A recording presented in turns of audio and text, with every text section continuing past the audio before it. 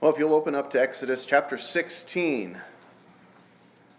part 3 of chapter 16, that we started on February 15th. But you know what? That's okay. God had other plans. We're just happy to be along for the ride. I feel like I said in that message, sometimes God changes plans, sometimes we adjust things. We got to be able to ebb and flow and roll with the punches, and that's about all we've been doing.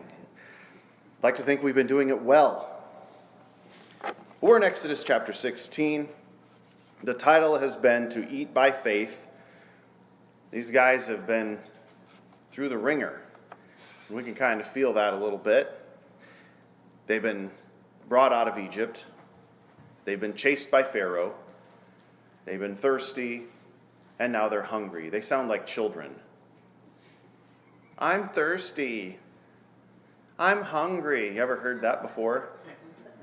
Maybe you were the one that said it, AJ. What? No, never. Sometimes you're hungry, sometimes you're thirsty, and you cry and complain about it, and God knows all about it. These Israelites have been doing nothing but complaining, has been given everything. They've been given Moses, they've been given parting of the Red Sea, they've been given water, but now they're hungry. And so the title of the message, To Eat by Faith. God's going to require them to have faith so that they can eat. I'm glad we don't have to do that. It's nice to just go home and have a fridge full of food, huh? Yeah. Isn't that great? Don't have to worry about it. Especially when it comes to pizza. That's right. As long as there's pizza in the fridge, we don't have nothing to worry about as people. Well, we've been through 2 sections of this. We did the first 3 verses back on the 15th of February. And then a few weeks ago, we did the second section, and we got through verse 21. How many of you remember every part of that? Boy, that's encouraging. Well, we're going to get thrust into phase number 3 then today. Starting in verse 22, we're going to go through verse 36. We're going to finish this today. And all God's people said, amen. We're going to finish chapter 16. It's going to be fantastic. It's going to be wonderful. We're going to learn so much. We're going to see what God has in store for us as we finish out Exodus chapter 16. This whole thing about the manna. What does manna mean? Have we covered that yet? It means, what is it? What is it? What is it? What is it? That's manna. So when you hear the manna from heaven, they're literally saying, what is it? Well, I guess they're saying manna, but we would hear, what is it?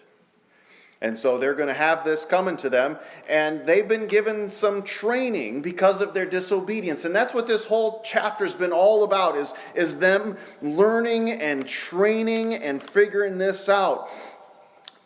God wants you to see the training of a disobedient people.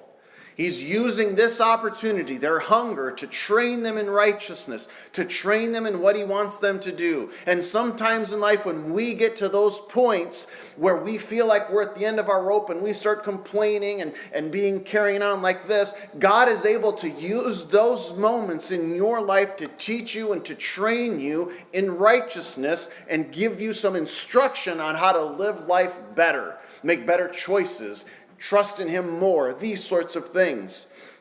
We've seen 3 phases in this training, and we've looked at number 1, the tension from verses 1 through 3. There was tension. They started this complaining. And when somebody starts to complain, maybe you're in the car and you're on like a 10-hour road trip. You ever been on like a 10-hour road trip and you get about an hour in and you know there's 9 hours left, and all of a sudden from the peanut gallery you hear, Are we there yet? Are we there yet? I have to go to the bathroom.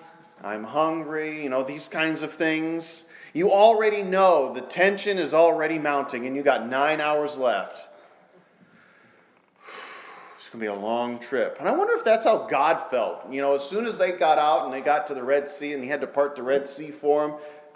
And then they get past that and then He's got to get them the water. And now we're doing this. And we know the end of the story. We know that they end up staying 40 years in the wilderness because of the 2 spies and everything from the book of Numbers. And they end up eating this manna for 40 years. We understand the end of the story. And I think God did too, by the way. Very little passes his attention. And he's already, before we even get to any of those points, they're already complaining about the water and food, and he's already thinking, guys, we're about a month into 40 years, and this is how we're starting, huh? Yep, that's how we're starting. So there's tension. Plenty of tension. And then we get to the second phase, and we start to think God is going to come down, he's going to hit these guys, he's going to hit them hard. What's he going to do? When God hears these complaints and the tension is so thick you can cut it with a knife, what is God going to do? And what would you do if you were in your workplace and all of a sudden there was some tension? I bet there's some examples out there that you can think of when there's tension between like a manager and somebody else, that somebody gets fired. They bring the hammer down. We're not dealing with this. Or there's a write-up or something like that. And what does God do? What did we learn that God does when the people start to complain? There's tenderness. And it makes us sit back and think to ourselves, is that how I would have handled that? Boy, I would have come down hard on these guys. You want to ask me an hour in if we're already there yet? Don't make me come back there. But that's why we read the scriptures, and that's why we study it like this, and that's why we come to church, and that's why we study the Bible the way that we do here. Because we're going to encounter stuff like this, and we're going to see, how would God handle that? How does God handle this tension, this crying people? How does God handle this? And that's what we studied in phase 2, the tenderness.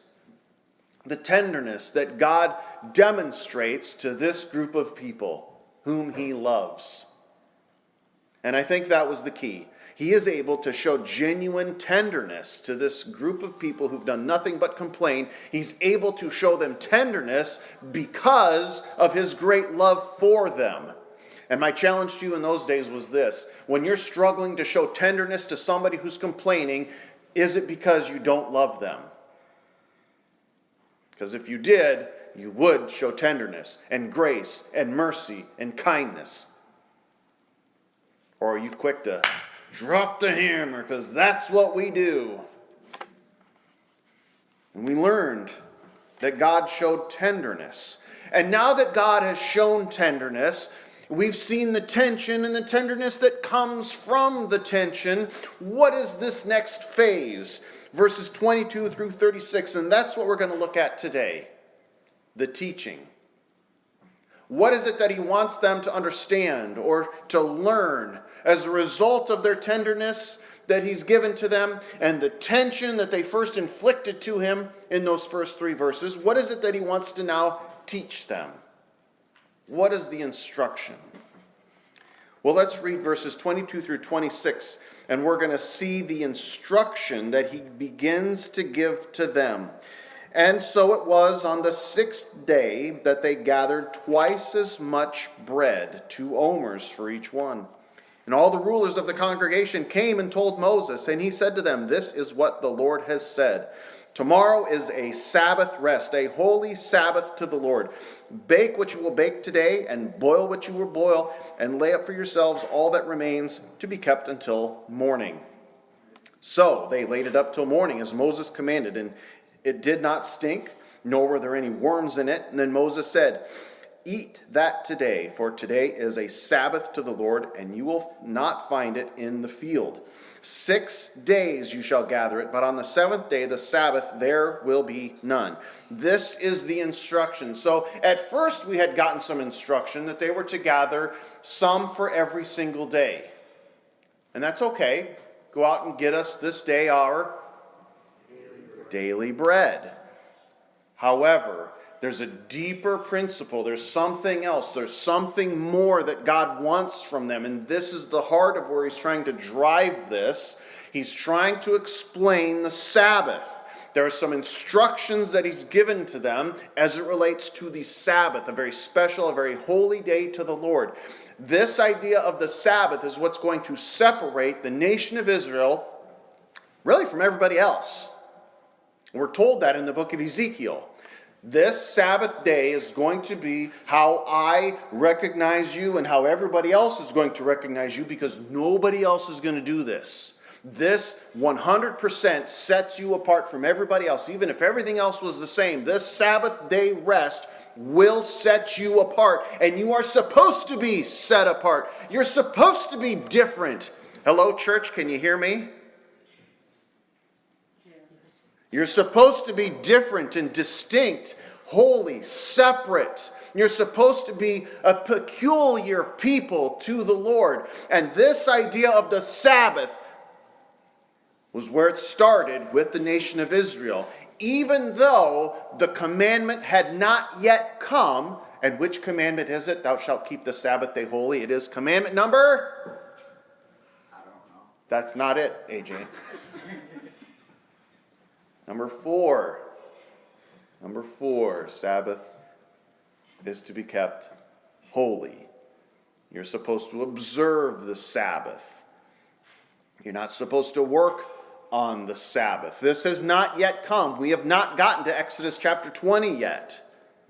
Nevertheless, he is building this foundation for Sabbath day rest. So yesterday while I was at work, I worked until 4 o'clock yesterday. I worked till 4 o'clock about every day. While I was gone at work, and I hope Amy appreciates me sharing this story. Ring twice if you don't want me to share this story. Nothing. We're going to keep going. So while I was at work yesterday, so in what is now, I guess, Lilia's room, it used to be like an office room, and I would, my computer was in there, my desk was in there, I wrote sermons in there, would do videos in there, and Bible studies in there, and all kinds of stuff in there. And then Lil comes around. So we got a bed in there for Lil, and now it's kind of like this hybrid room. And then yesterday was kind of the end of it. The desk is out, the computer's out, Lil's stuff is now more center stage in there.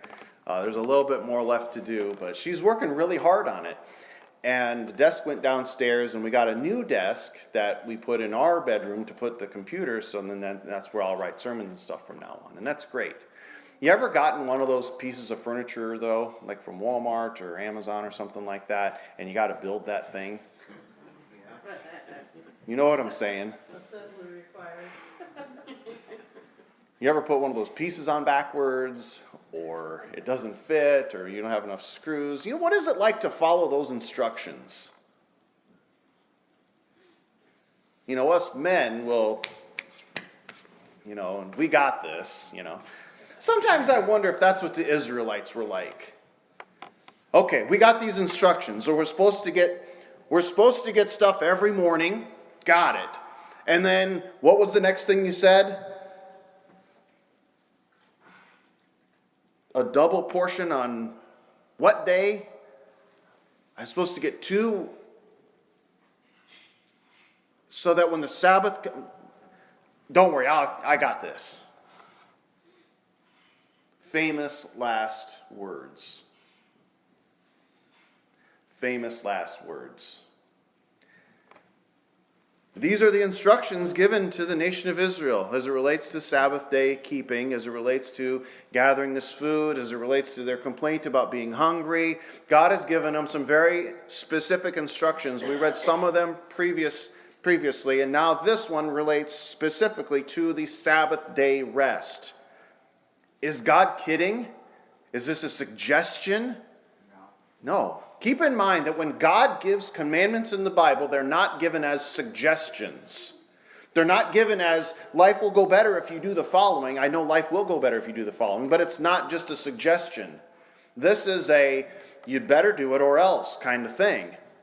You better accept Jesus or else. You better love your wives, men, or else. You better do this. You better not kill anybody. Don't do that. This is not a suggestion. I'm not just making it up as I go along. God has very specific instructions that he's trying to get across to us as people. This is one example. And he's not kidding. He's very serious. We're supposed to gather enough for each day's need, and then on day 6, gather 2 days' worth. Repeat the next week. Do you think they can handle that? How do you think this goes? Just shot in the dark. What do you suppose happens? God's trying to teach them about Sabbath day rest. And as much as they need to observe the Sabbath and keep it holy, what is it that's even more underneath the surface that he's trying to teach them? Because remember, this is the teaching phase of the message here of chapter 16. This is teaching. What is it that he's actually trying to teach them to do? Yes, I know, keep the Sabbath day holy, but what is it? It starts with the letter O. Obedience. Will you do what I ask you to do? Or are we going to have problems?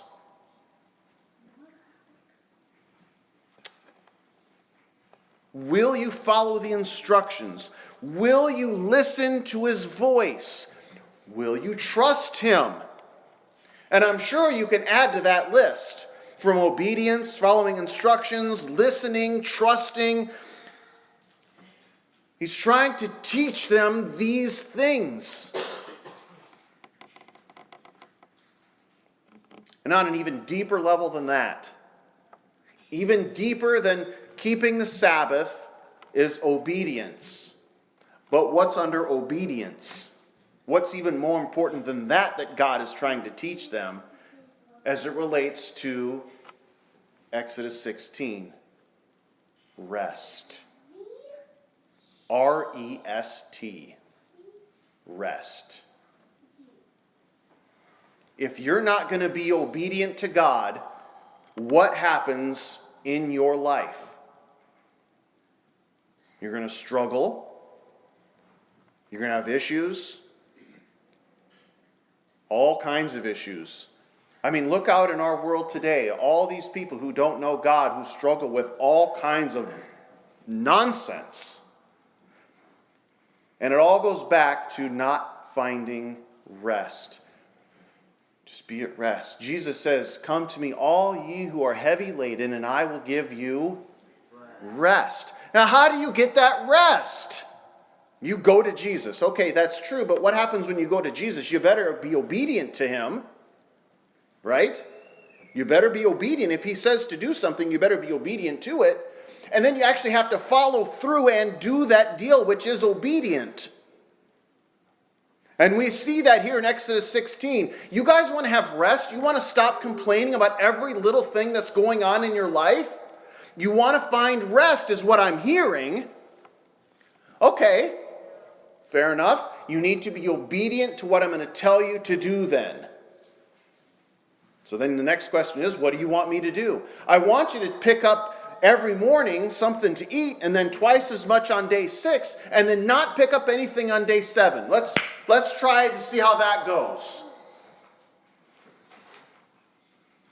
How do you think they do? Terrible.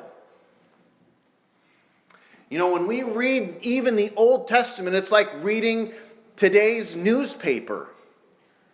All of the same issues that those guys faced all those years ago, we are still fighting and facing today.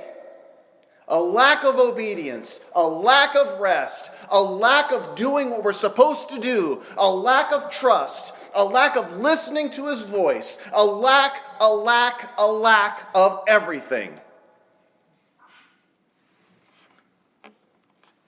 Rest requires faith in God's provision. They must trust God's instructions. When God says jump, you better ask how high.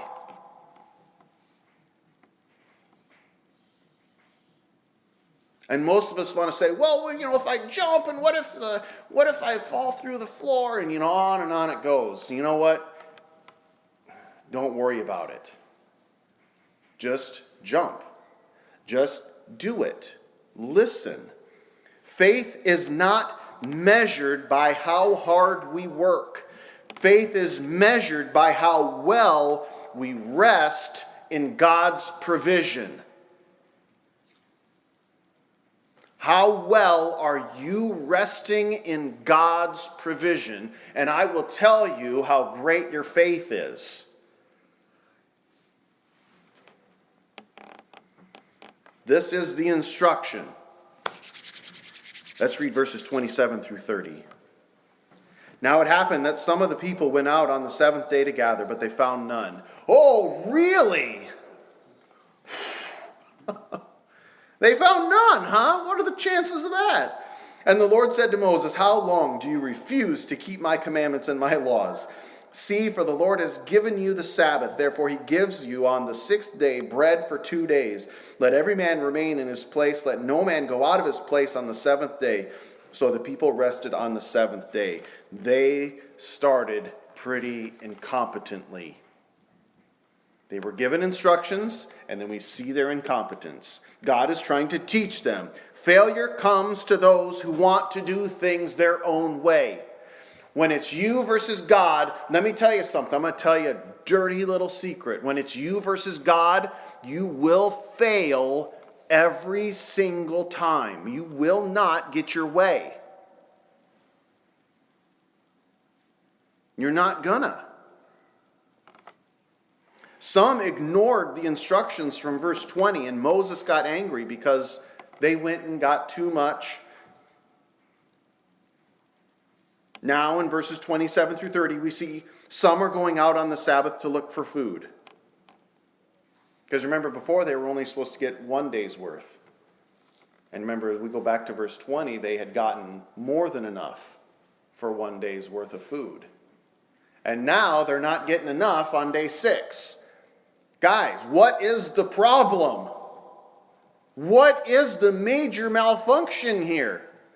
I've given you very clear, very simple instructions, and we just cannot do it right, ever. They're going out on the Sabbath to look for food. The Sabbath is a sign of dependence on God, not on self. Can God take care of you even if you're not working? Even if on the Sabbath day you do not go out and work, can God still take care of you? God uses limits to teach obedience and reliance, and provision is a classroom for trust. It's pretty disappointing to see how they failed right away. I would have loved, it would have been better maybe if it would have said a few weeks passed and then eventually some of them did start to try to get it on the Sabbath, but it doesn't say that, does it? First run, they're already trying to look on the Sabbath. And before we get too down on these guys for their complete incompetence right out of the gate, maybe we should look in the mirror. How many of us, before we even got out of bed, probably sinned this morning? I mean, it's tough.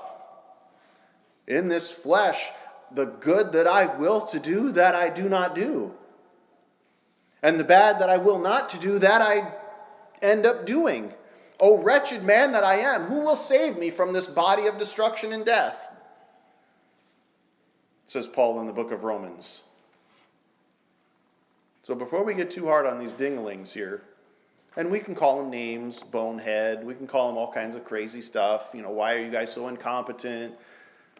Veritable clown car it is that the Israelites are traveling around in. You know, we can make fun of them all day long. But the truth of the matter is we'd fit just as well into that clown car.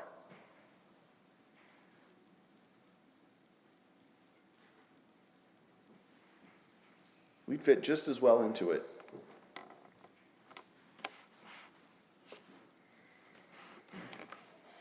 Let's continue in verse 31. And the house of Israel called its name manna.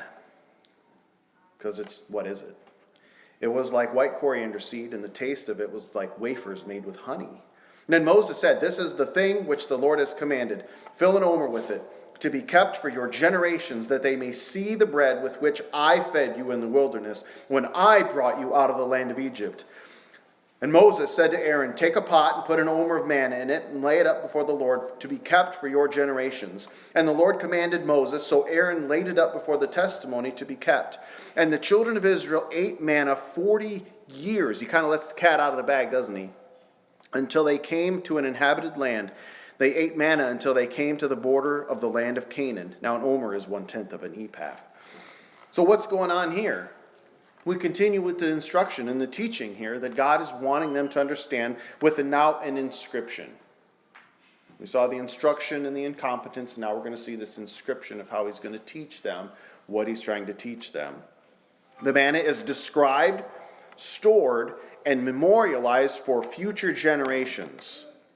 Now, why is that important? How many of you like keepsakes?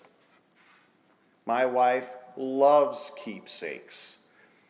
Every year, when we come for church, we were dressed to the nines, and it's really fun. And she likes to buy a Christmas ornament based upon the outfit of that year. So then every year when we put up the tree, we bring out the ornaments, and we can see in 2023 it was this ornament because we had these clothes on, and last year was this, and what are we going to do this year? We have this memorialization of our love for each other, the tradition of coming to church, and on it goes.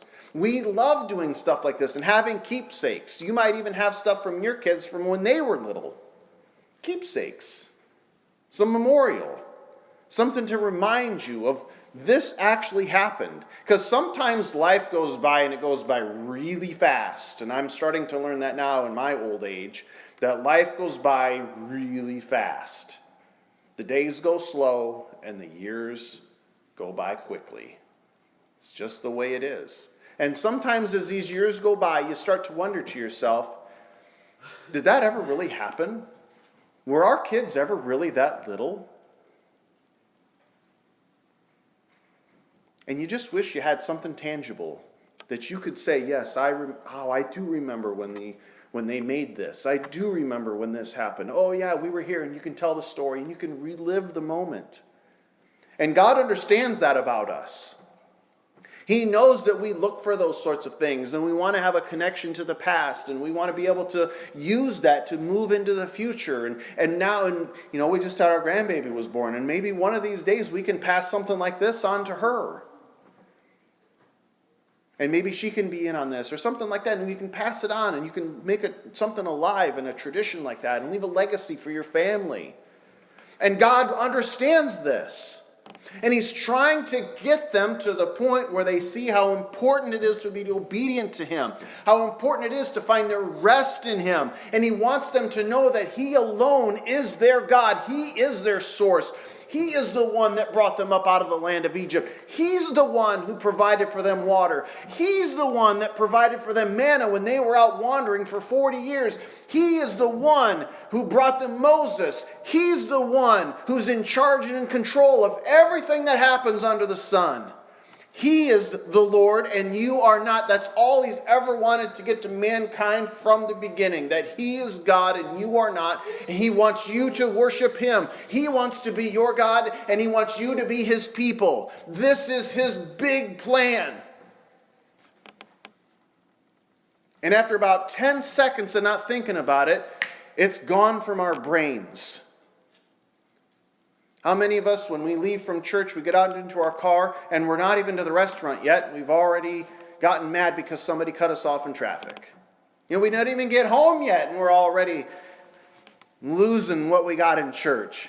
It's really easy to be here sitting in the pew listening to hopefully this is a good message, and you're thinking that you're on top of the world and everything's really great and boy, nobody can take me out, and you won't even get home and you're already going to lose it. God realizes that about us.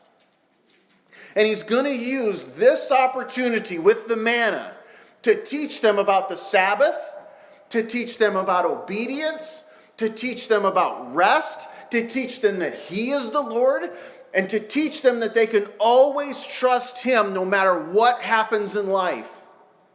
And he's going to ask them to collect some of this and put it in a jar so that it can be kept for future generations, so that when they look upon it, they can know that God has got their back.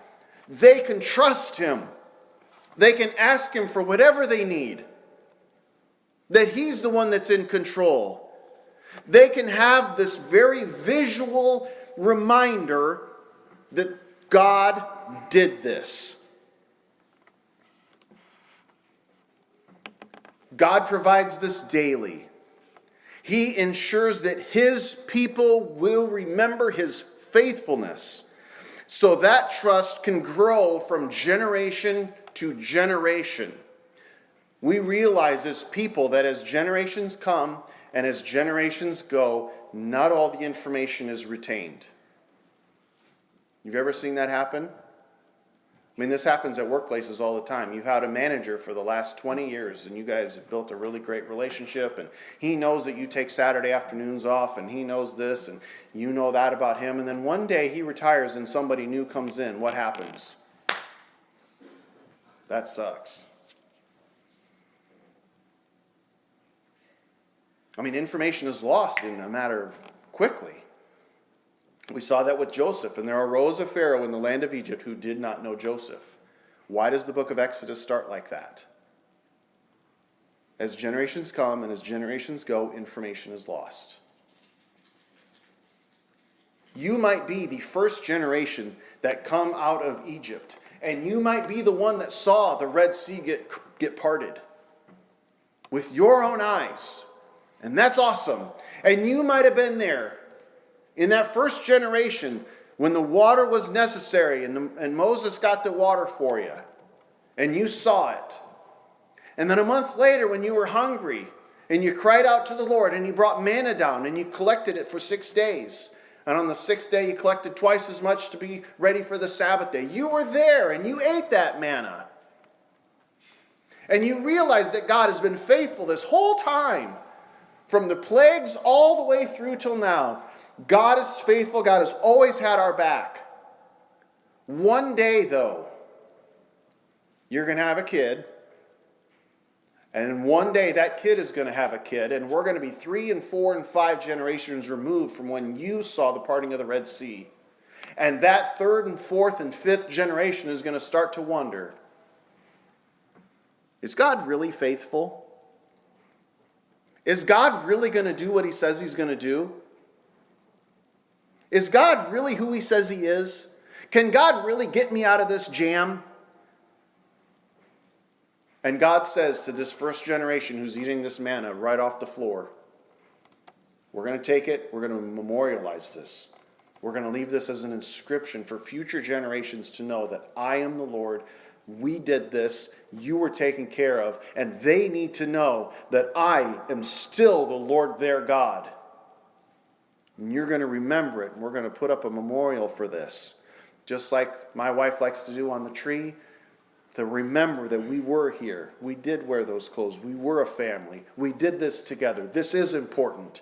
This does matter that we come here and we are a part of this. And we're going to remember it every single year.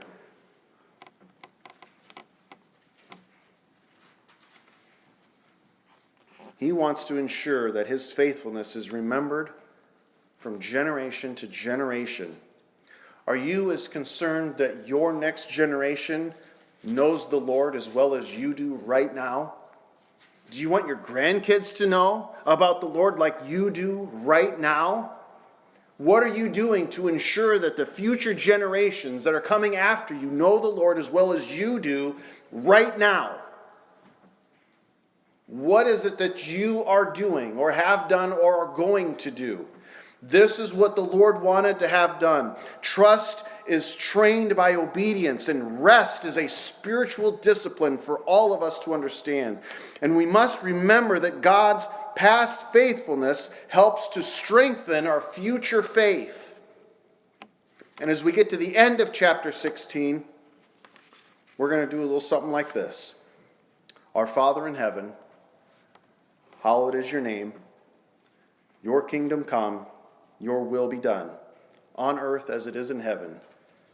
Give us this day our daily bread, and forgive us our debts as we forgive our debtors. And do not lead us into temptation, but deliver us from the evil one. For yours is the kingdom and the power and the glory forever. Amen.